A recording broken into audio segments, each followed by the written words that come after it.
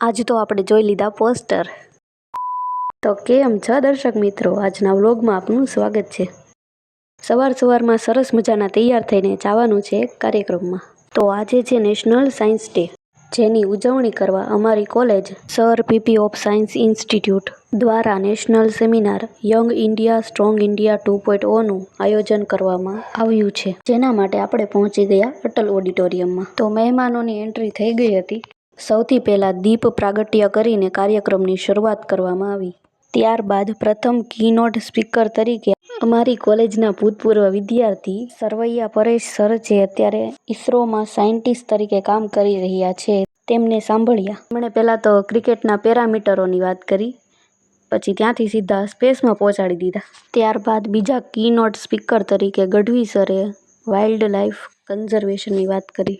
પછી આપણે પહોંચી ગયા કોલેજ જમવા માટે।